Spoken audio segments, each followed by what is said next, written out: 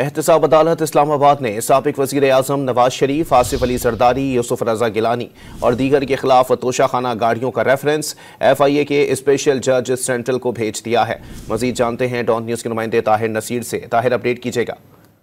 जी बिल्कुल, देखिए साबिक वज़ीर आज़म मियां मोहम्मद नवाज शरीफ, सदर आसिफ अली जरदारी, साबिक वज़ीर आज़म यूसुफ रजा गिलानी और दीगर के खिलाफ तोशाखाना गाड़ियों के रेफरेंस में अहम पेशरफ्त आई है।